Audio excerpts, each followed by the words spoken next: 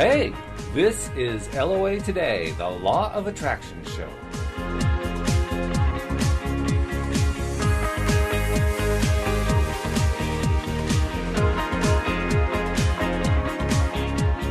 Welcome to LOA Today. Walt Thiessen and Joel Elston here. It's Thursday, March 30th, 2017.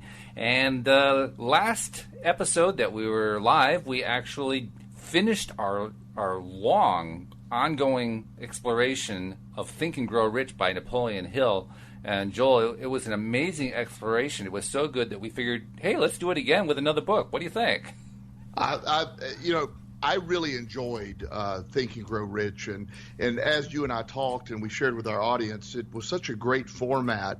And until we get our live radio show, this is really probably the best way we can discuss the law of attraction and all that goes with it, because it gives us sort of a format that isn't necessarily dictated by us, but it gives us a chance to comment on other people's opinion as well. Yeah, absolutely. I think you're right. And the other thing that we realized is that when we focus chapter by chapter on a book, like we did with Napoleon Hill's book, it really makes us go deep into the subject in a way we probably would not have done with just our normal off-the-cuff conversations. Exactly. And we were able to even throw in a critical eye to areas that, at least where we either disagreed or we didn't understand or didn't think it applied. And or plainly we said, what the heck was he thinking? Yeah, exactly. And I think often some of the law of attraction gurus, they do a great job. And, sure. And I have admiration for them all, but I don't think there's times when they address some of the stuff that some people find challenging. Yes. And anybody else recognize this, or why does anybody else have trouble understanding or appreciating that? And I think that's something we bring to the table, not in a negative sense, no. But I like to point out areas that hung me up in the law of attraction. I think that's helpful. I agree entirely. The probably the biggest challenge with this whole what is it, a realm, a territory, the whole law of attraction thing. The biggest problem is that because it still hasn't completely taken over in the public consciousness, it has a very strong minority following. But among the majority of people, it's kind of one of those weird woo-woo things. Because of that, I think people tend to always want to put the positive spin on it, which makes sense. I mean, it's about positive thinking. But sometimes you have to also look at it from a critical viewpoint. And I think a key part of what is taught by Abraham Hicks explains that.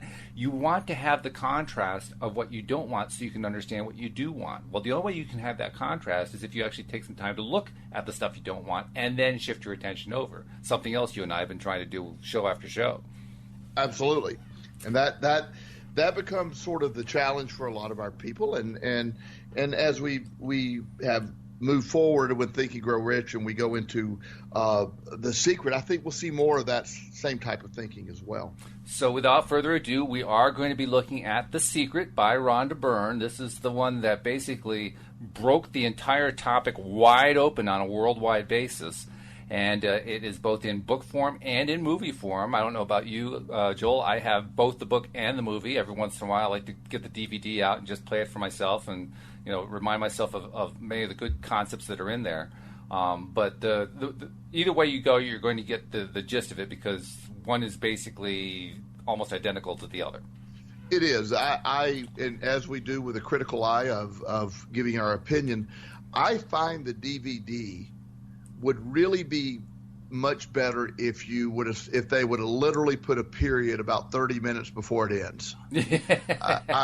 I think the DVD tends to be more redundant. At least it feels that way. It feels very repetitive. And maybe it is in the book. It just doesn't read that way to me. So again, that's something that I've also had that feedback from other people that will watch the DVD. And I'll tell people ahead of time, when you get to that last 30 minutes, you're not going to hear a lot new in the last 30 minutes. I encourage everyone to listen to it all, but I've listened to that probably 50 times or watched it 50 times, and now when I get toward the end, I will pretty much stop that. Now the book, as you know, I buy used copies of this book, and everyone I come in contact with just ends up with one of these books. In fact, if our audience, anybody in the audience wants a copy and can't afford one, you simply email us, and I'll make sure, and your mailing address, and I'll make sure you get one. Because it's the reason I do that, it's such an incredible tool. And for me, it was my opening experience, as with most people with the law of attraction. Right. It was their opening experience in that. And I will say that it is a very good entry-level sort of introduction into the law of attraction. And by the way, if you want to take advantage of Joel's offer, his email, joel@loatoday.net, that'll get to him. He'll get in touch with you. But absolutely, you're right. It is most people's first introduction to the whole concept of the law of attraction. And by the way, I will say one thing in defense of the last 30 minutes of the DVD video. I actually liked the last 30 minutes. And you're right. It is very repetitive of what has been talked about already. Probably the one weakness of the entire thing, both book and movie, is that the concepts are presented in a very simplified form. And when you have concepts in a very simplified form that basically, they're basically saying the same thing over and over again, well, that's what you get. You get the same thing said over and over again. One of the things I like about what you and I do, Joel, is we don't keep it all simple. We get into the depths of it. We look at all the interweavings and the stuff that goes off in weird directions and all that kind of thing, which I think is more interesting. But the good thing that I like about the DVD at the end, the last 3 or 4 or 5 scenes, something like that, are really positive. Really, I mean, if you're in a bad place and you need to feel good, just watch those last 3, 4, 5 scenes, because it's one really positive message after another. Earlier in the book, you have to do some of the looking at the negative, what we talked about earlier, looking at what you don't want so you can understand what you want. But the last 3 or 4 scenes of the movie are just so reinforcing for anybody who needs to build confidence up. So that's what I would say is the positive side of the DVD. That's a great point, Walt. That really is. So I'm glad that you bring that to the table. I didn't look at it that way, and because my mindset is what it is now, I certainly don't lack for a positive experience in a day. No, I don't think so. You have plenty of them. Yeah. So I guess that that's a point that is well taken, and I probably realized that back when I first started watching it as well. Oh, sure. And one of the things too that I will tell our audience that this isn't a negative, and I'm very much in favor of this. So I'm not saying it's negative. This was written, obviously to help people, but also to make some money. Right. Which she made quite a bit of money. Oh, so $300 million, I believe. Yeah, she did okay with it. So, with that being said, one of my, it's not even a criticism, but it is at least introduced in the beginning, like just the title, The Secret, almost like I'm going to unveil the secret that and again, and she, in the beginning, she talks about, and when she's giving her foreword, she speaks about, and I'll read a little bit of it because it is really good.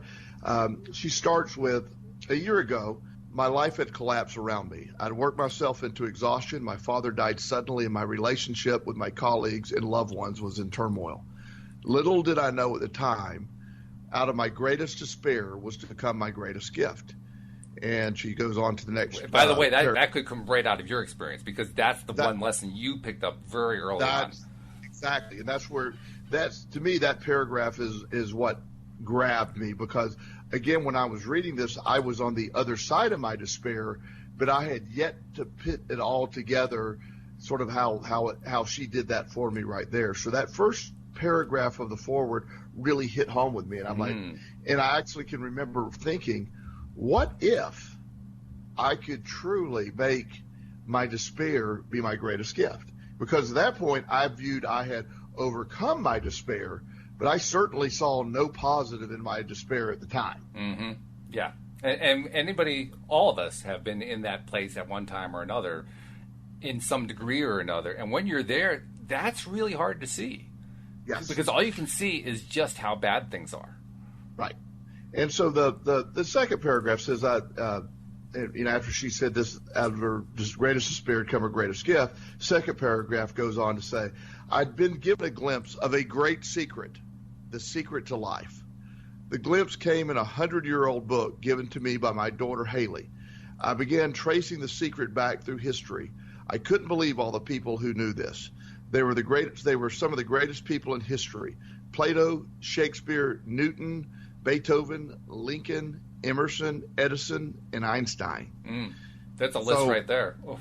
That was and what I like about what she's doing, and you and I talked about this as well, that a lot of these great historical, I call heroes, a lot of them, members of our past, they were unintentionally using the secret. They didn't know they were doing it. They were, and they probably understood it, but never were able to quantify it or actually put it into words. They certainly never called it the law of attraction, because that's a new term that did not exist even 25 years ago. Right, and so that that she starts off by laying that out there, that she, why are these people? What are these people? Who are these people? Why are they different? How do they become these people? And she goes on to say that one by one, she began to understand the concepts as they unfolded to her. But here's the piece that I wanted to talk about what she says, and this is another one that you and I bantered around a lot. I became a magnet. As I began to search, one great living master after another was drawn to me. So she felt that, and I relate so much to this, as I started looking into the law of attraction, I was, and it was much easier for a lot of us now with Google, to be honest with you. It's you can be led to the next one pretty easily. Oh yeah. But there was a lot of discoveries that I was making that I had no idea were started by this. When I often will tell people now that the secret, for those that are old enough to remember this, our younger members of the audience have no clue what I'm talking about. But when the internet first came out, we all signed on by AOL. Yeah, that's true. And we thought the internet was AOL.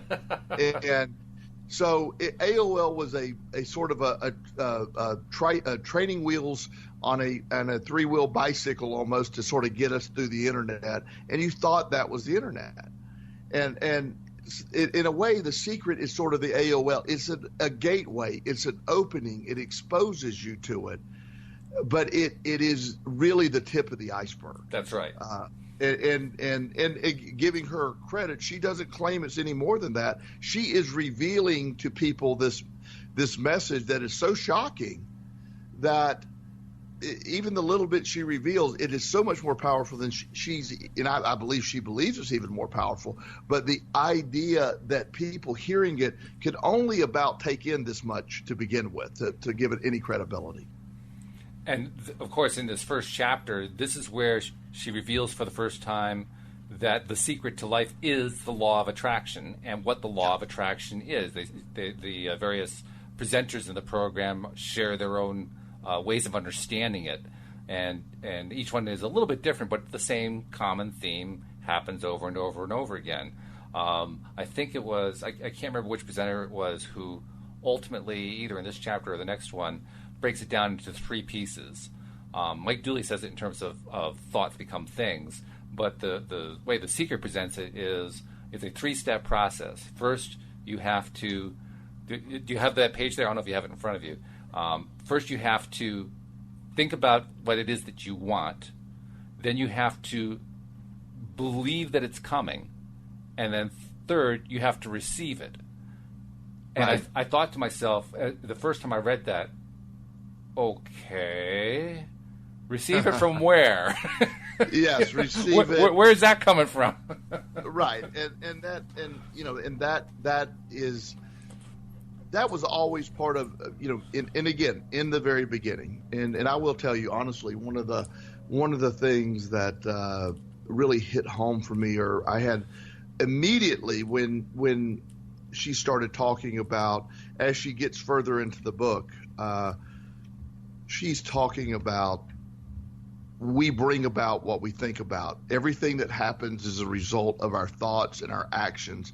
We bring all this about. And I have to tell you, Joel, I mean, you and I were talking just before we even started the show about how my own life has been going lately and how I've had my ups and downs and so forth. And I especially am noticing during the down times, I get really, really frustrated with myself because I can feel myself focusing on negatives. I can see the pattern. I'm stuck in it. I can say to myself, yeah, I'm really stuck in this pattern. And do you know what? I don't move out of it. Do you know how frustrating that is? Well, and you know, it really is. I mean, it's what destroys the practice of using the law of attraction to our advantage and actually propels us to the other side. Right. There's a section here, and the way the book's written, it's there's a lot of quotes by a lot of different people, and we could go through each single one. It's not really even divided into chapters the way most are. Right. But there's one that sticks out, and it's on page 25, and I don't even know if it's an official chapter, but it says the secret summaries, and the summary of the secret. The great secret of life is the law of attraction. And this is what you're talking about. The law of attraction says like attracts like. So when you think a thought, you're also attracting like thoughts to you. That's really key right there. That phrase right there. Yeah. Thoughts are magnetic. And thoughts have a frequency. And as you think thoughts, they are sent out to the universe, and they magnetically attract all like things that are on the same frequency. Everything sent out returns to the source, you. And by the way, this is exactly why this is often called woo-woo. Yes. Well, and we can, you know, and I'll finish this up, and we'll sort of respond. It says, the next one is, you are like a human transmission tower. Yes. Transmitting a frequency with your thoughts. If you want to change anything in your life, you must change the frequency by changing your thoughts. The next one, your current thoughts are creating your future life. What you think about the most or focus on the most will appear as your life. Yes. Your thoughts become things. Now, and when it's stated that plainly, yes, you really can't miss it. But right. I know I remember the first time I read this and heard the concept. I can't remember if I saw the video first or if I read the book first. I think I read the book first. But when I first read that, all I could do was try to rationalize in my mind that, well, it's certainly better to think about what I want than what I don't want, because at least I'll know it and see it. But I was resisting this whole idea of being a magnet and it attracts to me. That part was hard. Well, and part of what I'm going to say, and I ask that my dear friends, my Southern Baptist friends, please take a moment and go to the bathroom,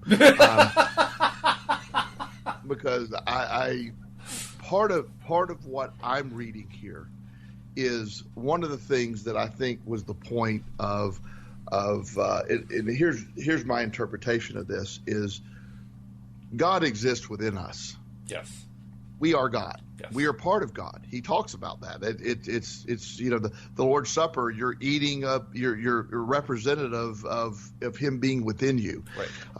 And I don't want to go much further than that. So when you read this, and especially because a lot of people, when they said, well, I want everything to be, I want to be in tune with the source. Well, everything sent out returns to the source, which is you.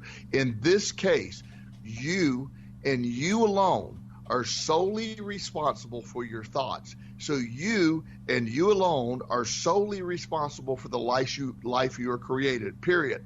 They're full stop, not negotiable.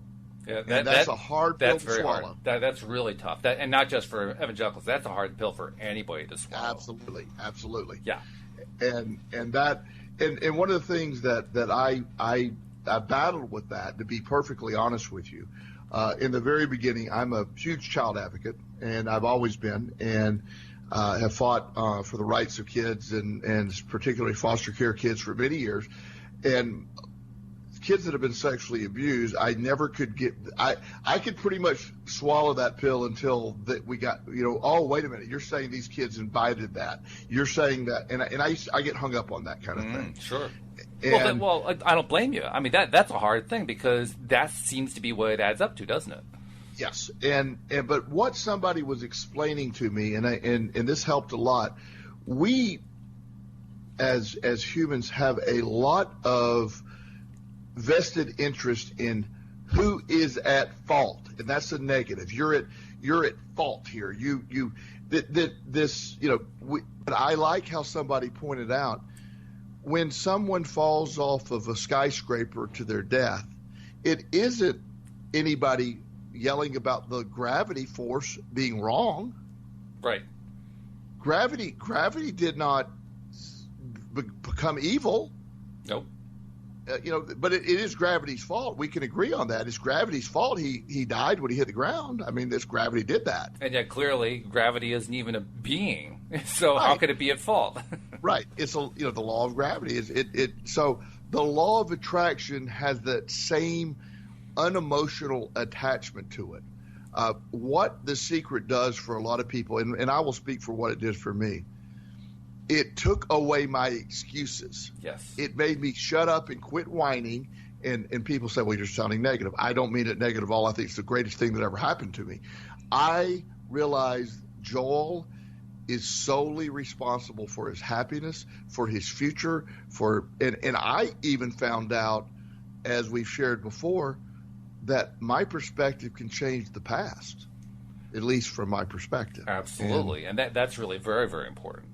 Yes. The thing that also I'd like to remind us all of, The Secret and the teachings of the law of attraction have a really important side message, if you will, that goes along with it that kind of gets lost, but you started to touch on it in a way that often doesn't get touched on.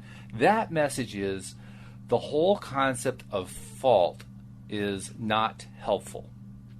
Absolutely. Not that. Absolutely. I mean, okay, yeah. If you're in the field of law and you're in a courtroom, then fault has to play a role because that's the way courts are set up. Okay, fine. But in terms of the way life works, there's really no room for fault, because what fault is really about is diverting attention away from personal responsibility.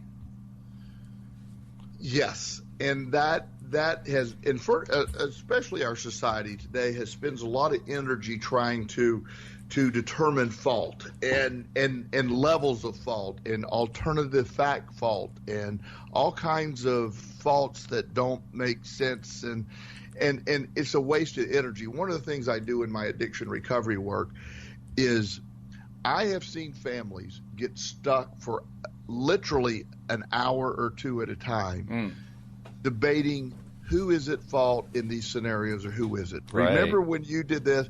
And I try to get them from that place to, your family member has almost died from addiction. They are wanting to get better.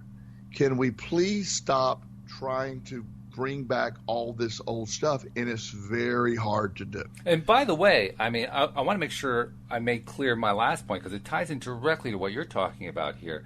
When I say that the whole point of fault is to divert attention away from personal responsibility, what I do not mean is that means that you are personally at fault, and that's what personal responsibility means. No, that is the opposite of what we're talking about here. Personal responsibility has nothing to do with fault. It has simply to do with saying, okay, this is up to me. Yes. And at the same time of being almost overwhelming, and I lost the ability to blame others or some other entity or my parents or the society or whoever, and that I instantly had to become responsible for me. But at the same time, it was incredibly freeing to understand I was at the helm, which you can't do when you're at fault. When you're holding yourself at fault, you can't get to that place. Yes. But when you hold yourself responsible without blame being attached to it, then it's an entirely different experience. Right. Here's another summary page we'll go through, and okay. I like how she does this summary, and we'll sort of address that. But the law of attraction is a law of nature. It is impartial as the law of gravity. Nothing can come into your Nothing can come into your experience unless you summon it through your persistent thoughts. I love that one. Mm-hmm. To know what you're thinking ask yourself how you are feeling. Emotions are valuable tools that instantly tell us what we're thinking. It is impossible to feel bad and at the same time have good thoughts. Try it sometime. Try it. I use that all the time. Your thoughts determine your frequency, and your feelings tell you immediately what frequency you're on. When you feel bad, you're on the frequency of drawing more bad things. When you feel good, you are powerfully attracting more good things to you. Secret shifters such as pleasant memories, nature, and your favorite music can change your feelings and shift your frequency in an instant. You are a big advocate of comedy for that. Oh yeah. The feeling of love is the highest frequency you can emit. Yes. The greater the love you feel and emit, the greater the power you're harnessing. Mm-hmm. And these are the things that are hitting home. To me, this is the grand slam, and this is where she has really, really done an excellent job, because the format of the book is you have several of the gurus we're referring to. They go through, they're in these sections where they sort of give their little snippets and opinions, and then she does a summary of what they said as we go. And I think she's done a wonderful job, again, as an entry-level type position, and really hitting home. And I can't imagine when you were first writing this or doing this, I had the advantage that someone else has broken the ground for me. So when I advocate for this, I still am looked at very oddly by many people, and I am one of the few people, and maybe the only one that incorporates it as deeply as I do into addiction work. And other forms of treatment I do, but it's a very, very helpful for me in working with addicts.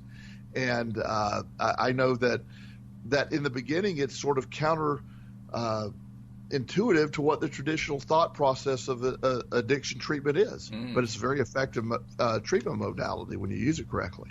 And I'm glad you're mentioning that, because that is not the way most of the therapy world looks at it. Right. The way you look at it is really radically different from the way that most do it. And yet, among the therapeutic community who know who you are, it's becoming increasingly impossible for them to deny the reality of what you're producing. Yes. You're producing amazing results. Well, and I've recently taken over director of a new addiction treatment facility here in Virginia. And I'm working with incredible professionals that I've worked with in the past. And when I first started doing this, I had a really hard sell on trying to get this incorporated into my program. I am now asked to train the staff in this method. I'm asked to train the doctors in this method. It is really something that they have seen the result from. And our patients are loving it because they're hearing something different, not just our traditional addiction patients, but it's also their families that are looking differently at their addict now. It's always been such a negative lens that they looked at their loved one through, because that's what the picture was painted. When they look at their loved one through a loving, positive type lens, it's amazing the difference they feel as well. Yes. The way that you look at others does influence others positively or negatively. So if you choose to take a negative perspective, you are going to continue to encourage them to pursue a negative path. When you take a positive perspective, you encourage them to take a positive path. Notice that we're not saying that you cause them to take a negative or a positive path. What we're saying is you influence them, because ultimately they are their own law of attractions. They are doing their own attracting. But what you're providing is example.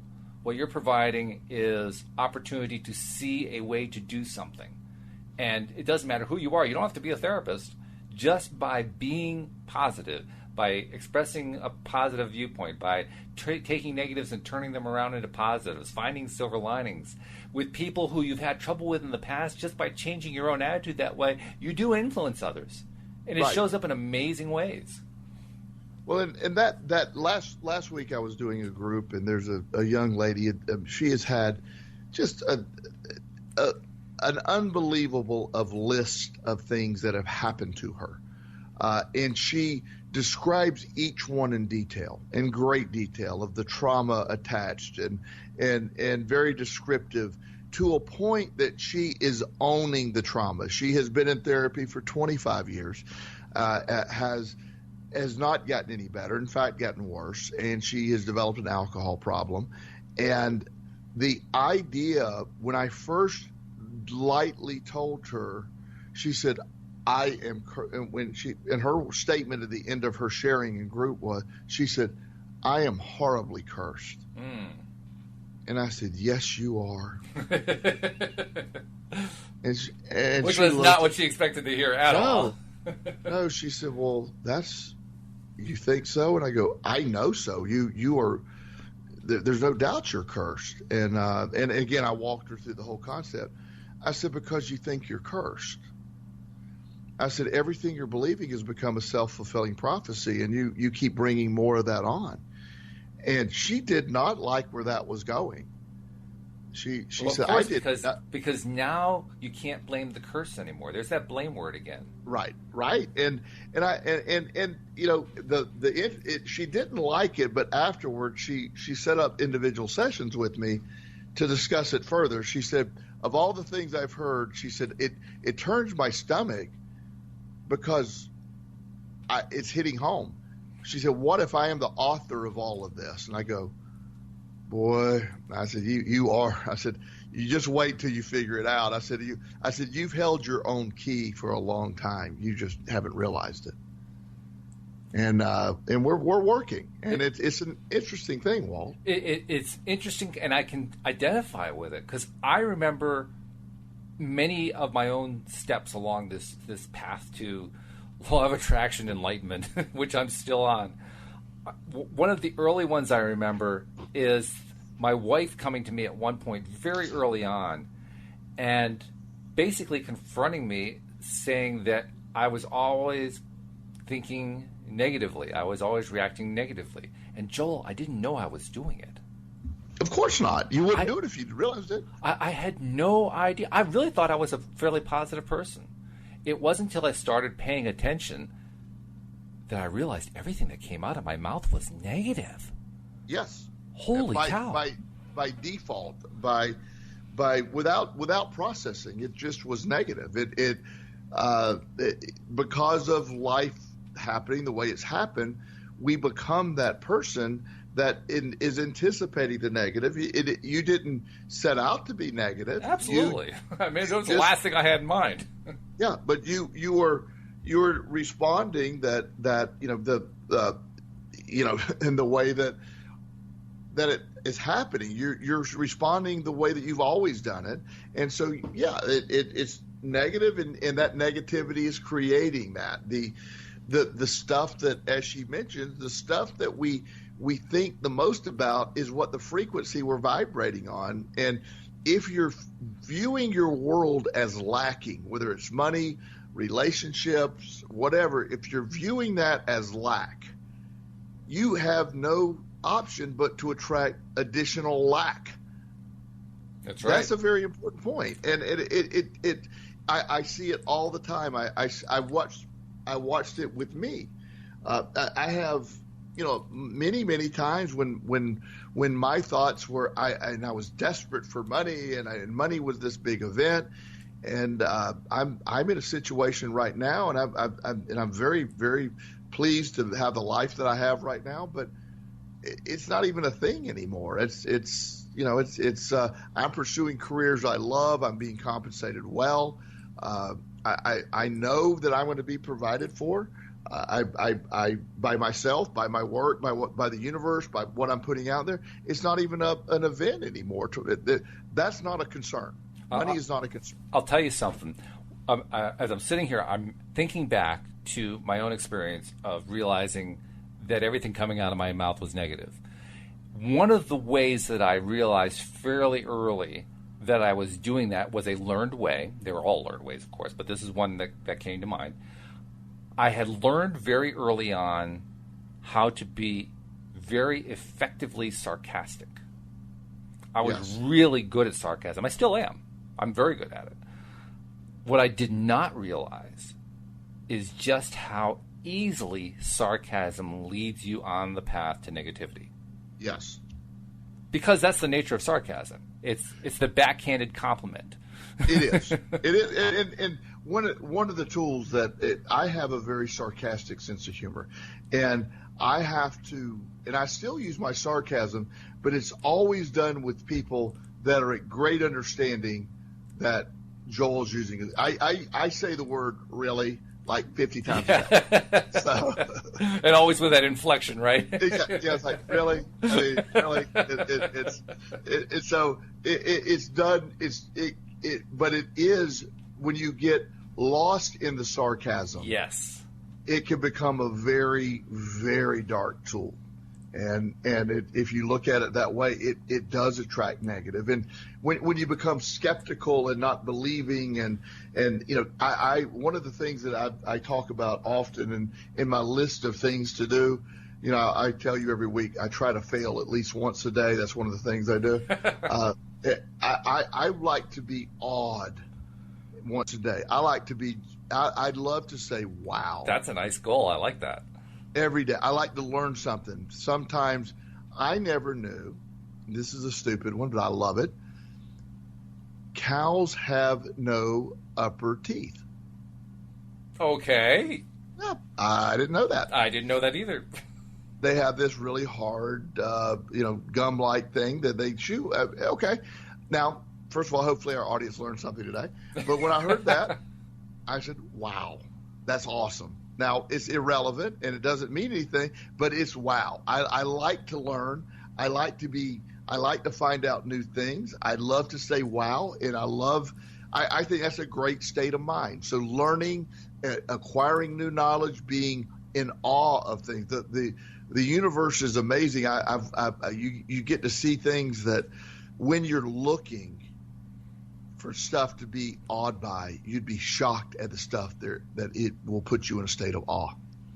I imagine that. In fact, as you're saying that, I'm realizing I have something somewhat similar that I like to do every day. For me, it's not trying to find an awe. For me, it's trying to find a yeah.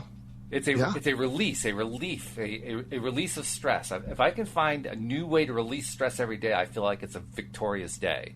I mean, today, for instance, as we're recording this for Thursday's show, by the time Thursday's show comes along, anyone who follows women's collegiate basketball will know that UConn has won their 112th straight game, which is amazing all by itself, and they're now in the Final Four. And if you saw the game that they played, which I watched tonight as we're recording this, it was just beautiful basketball, Joel. I mean, it was basketball the way it's supposed to be played. It was like watching choreographed dance. It was so good. And at the end of that game, now I actually didn't even see the whole game. I missed the first part, which is actually the best part. The first quarter, apparently, where they just blew the other team out of the water, was their best part of the game. But the part that I did see, it just lifted me up. It was like, oh, wow, that is so good. That is so well played. And just by watching that, I felt stress like flowing off of me. That's what happens every time I get an moment. And that's taking advantage of. It can take place anywhere. It can, one of my epiphanies that I shared in the past is one of my aha awakening moments that you'll never suspect is when after all my chaos and my addiction, and I was arrested and I was placed in jail, and when the door shut, I went, oh. It sounds so weird to say that, but I understand what you mean. It finally can be over. I remember saying that. It finally can be over. I no longer have to do this. It's finally done. Now, I have no idea what's about to happen to me, but what has been happening hasn't worked, so it ain't going to be any worse than that. And it was, and I was shocked by the feeling. Yeah. But that I found serenity in the release or the surrender of like, I can take a nap now. I'm no longer there. And today I as I mentioned earlier in our show, I started as director of a new facility with some great colleagues, and at the same time, I'm trying to take my private practice and make it more manageable and sort of go more part-time on private practice. And I'm having some very long days. And plus I have my amazing foster son with me. So, I have a life outside of work. And so it could easily be overwhelming if I allowed it to be. Sure.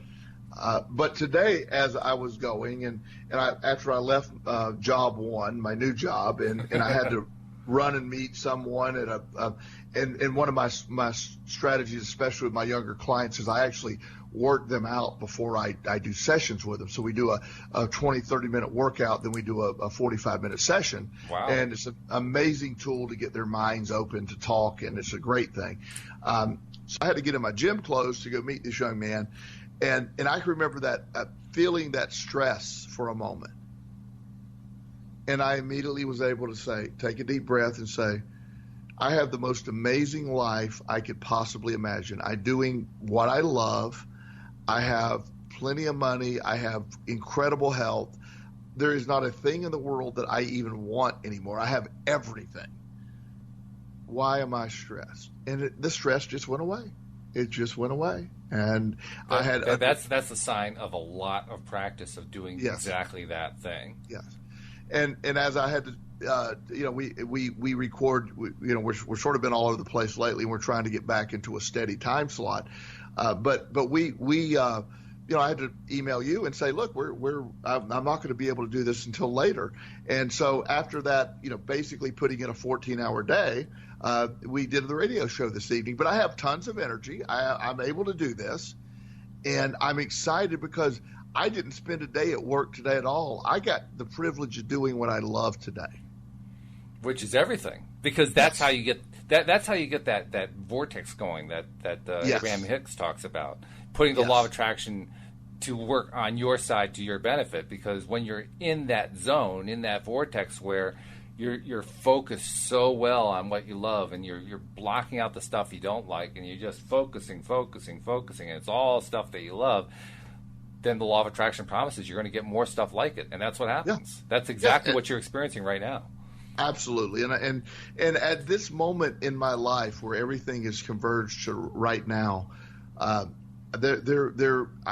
can think of no greater time in my life than right now.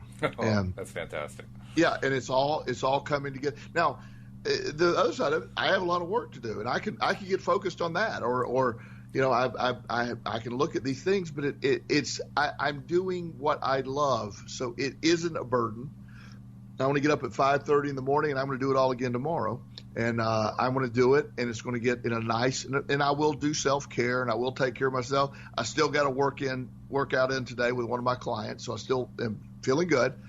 But what I'm hoping our audience can hear, or at least see in themselves, once you sort of buy into this practice, it really becomes just so enlightening, and it isn't just about attracting wealth. It's attracting just that serenity mindset, that wonderful feeling of fulfillment. The frequency that I can vibrate on has no option but to attract more of this.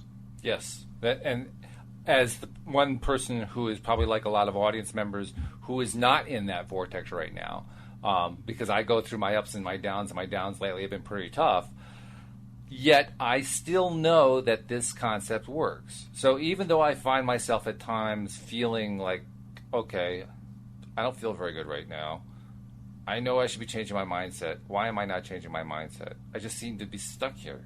Like, okay, change the mindset. Why am I still here? Why am I still here? I go through that a lot. That doesn't mean I don't understand how to get to the other side. Right. I do understand, but it's more than just understanding. It's being willing to take the risk right now and change my mindset. And that's where the battle takes place, and that's also where the solution takes place. Because every time that I do successfully convince myself to, in that moment, find a way to change the mindset, I always feel better. What I haven't learned yet, Joel, is to remember that every time that I'm stuck.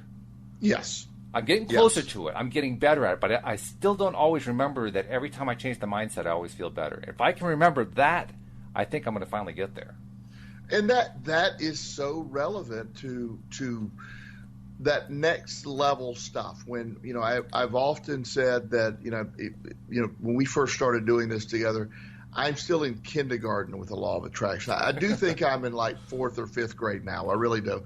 And maybe even middle school by now. But the understanding of it all, as I grasp, I see even more clearly how powerful this is. I don't think as a human being I can ever appreciate the incredible power that does exist, because it is there. It is the point. But I have become so much more effective at tuning in with it and using it in such a way to remind myself, to force myself into a state of happiness. And from that, I generate everything. I generate from, you know, with the state of gratitude, of happiness, of love, and you put it out there, and the feedback then, if anything's different, the feedback is almost immediate now. That's nice. It really is. Because that's the hard part when you're in the bad place. Yes. You don't see it. You don't feel it. It doesn't seem immediate, so it doesn't feel like it's happening. You'll love this one. I'm sorry, I just thought of this. Okay. You know, one of the things that I do that is awful weird is I blend. Every day I have a blend of vegetables. I'll do green, you know, like spinach and you know, kale and carrots and beets and stuff, and a little bit of fruit, and I'll blend it up, put a little whey protein in there, and I have one of those every day. And I try to eat a beet every day, blended up, and they really don't have much taste. But if you ever blended up a beet, it dominates the color. It is incredibly dense in color. It's this deep red that's all, you know, crimson, very deep. And the other day, I have a Vitamix blender, which is the ultimate blender. It blends anything. You can blend spoons into water, I believe. It's incredibly powerful. We don't recommend that, by the way. Don't recommend it, but if you need spoons into water, try it. And so I had done my blend, and I was having one of those days. I'm sort of rushing around trying to get this done. Had a lot of stuff I had to get done. Had a lot of case notes I had to do that evening.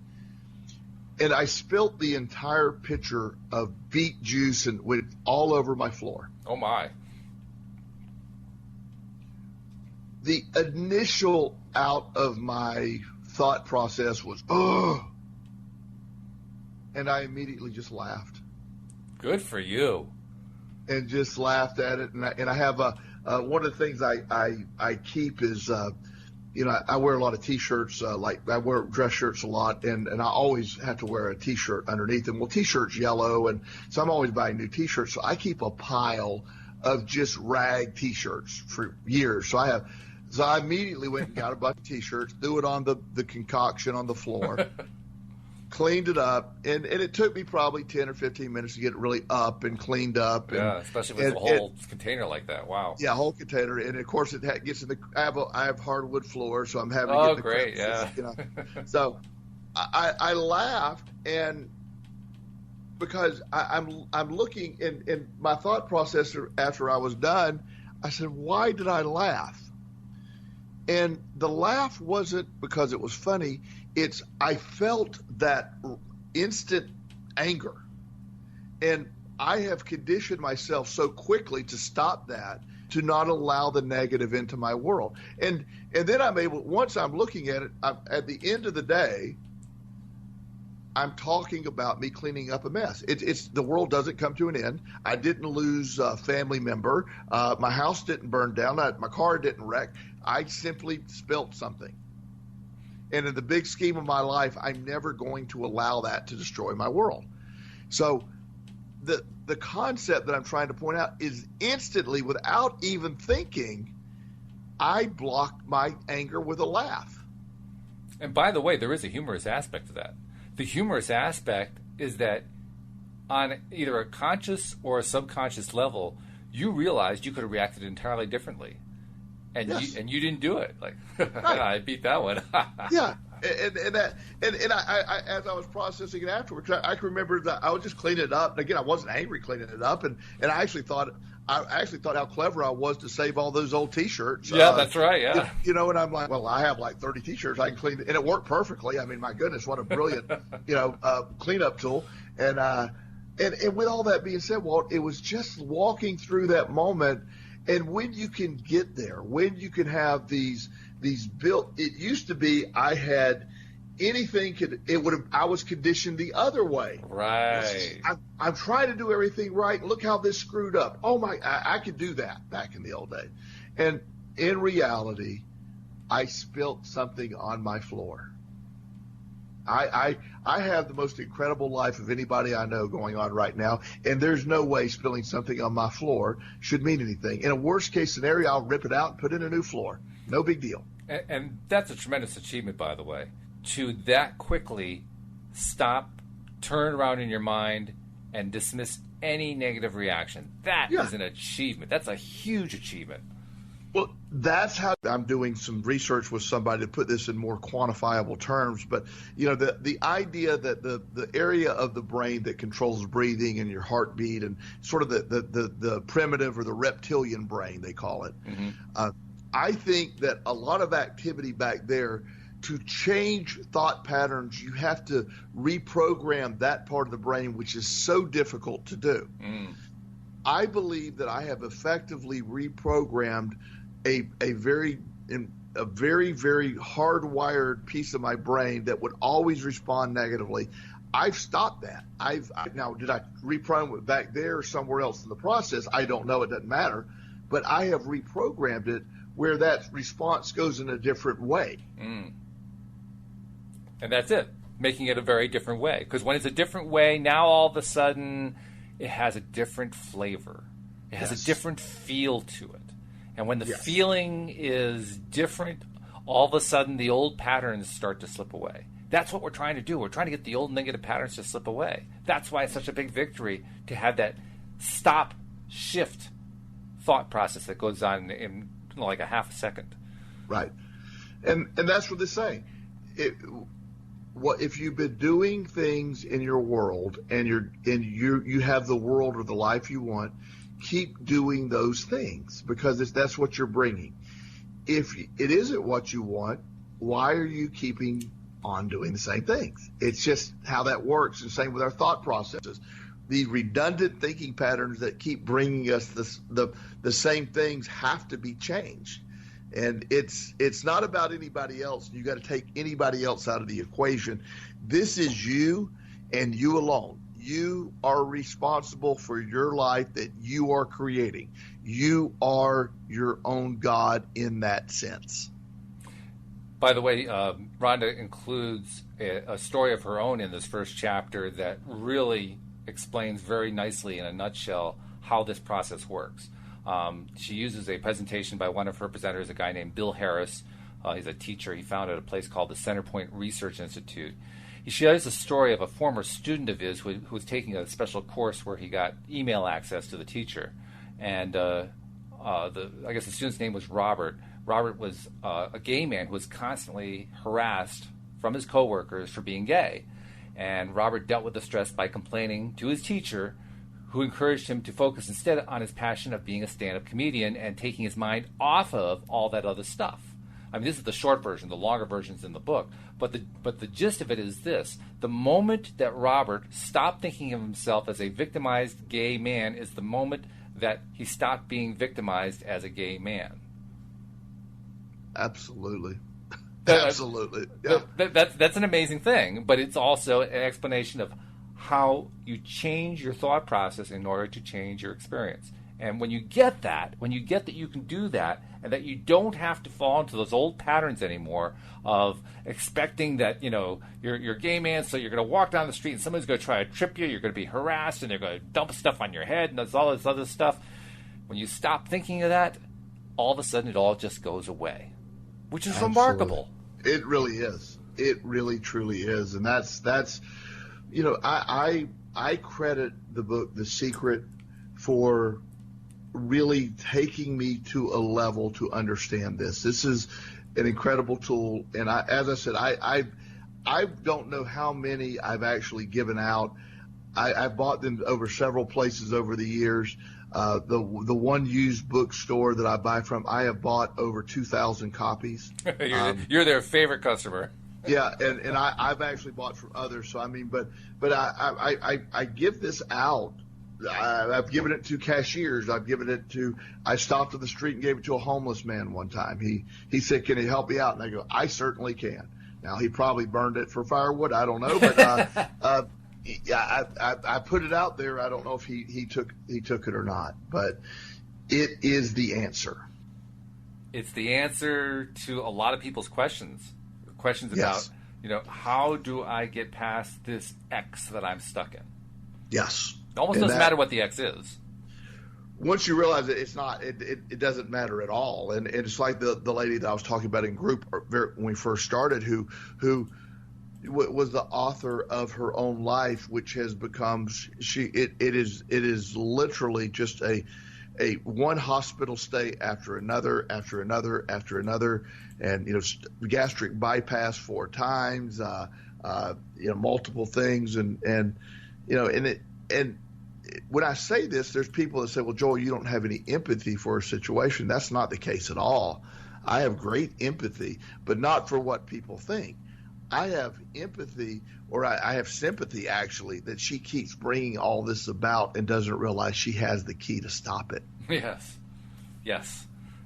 That's the one thing that it's why The Secret seems so repetitive, because that's the story told over and over and over again in 1,000 different stories. Well, not in the book, but I mean here on our show and other people talking and so forth. Thousands of different stories that all have the same basic theme: doubt. Yes.